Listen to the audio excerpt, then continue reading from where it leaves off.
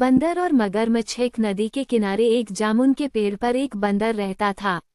उस पेड़ पर बहुत ही मीठे मीठे जामुन लगते थे। एक दिन एक मगरमच्छ खाना तलाशते हुए पेड़ के पास आया।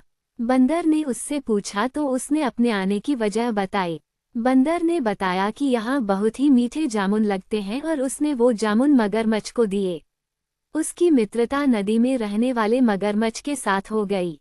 वो बंदर उस मगरमच्छ को रोज खाने के लिए जामुन देता रहता था।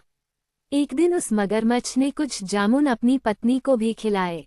स्वादिष्ट जामुन खाने के बाद उसने ये सोचकर कि रोजाना ऐसे मीठे फल खाने वाले का दिल भी खूब मीठा होगा, उसने अपने पति से कहा कि उसे उस बंदर का दिल चाहिए और वो इसी जिद पर अड़ गई।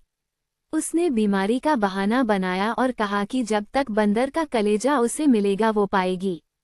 पत्नी की जिद से मजबूर हुए मगरमच्छ ने एक चाल चली और बंदर से कहा कि उसकी भाभी उसे मिलना चाहती है।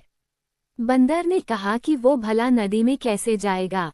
मगरमच्छ ने उपाय सुझाया कि वो उसकी पीठ पर बैठ जाए ताकि सुरक्षित उसके घर पहुंच जाए। बंदर भी अपने मित्र की बात का भरोसा कर पेड़ से नदी में कूदा और उसकी पीठ पर सवार हो गया।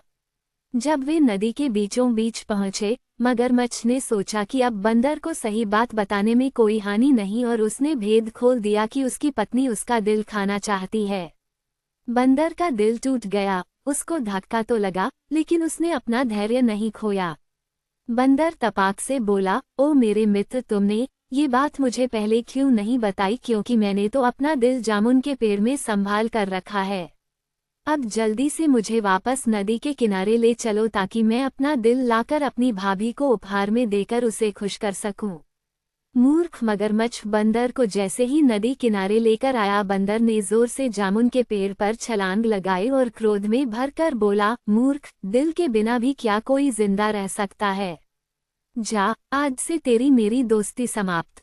शिक्षा 1, मुसीबत के क्षणों में धैर्य नहीं खोना चाहिए। 2, अनजान से दोस्ती सोच समझकर करनी चाहिए। 3, मित्रता का सदैव सम्मान करें।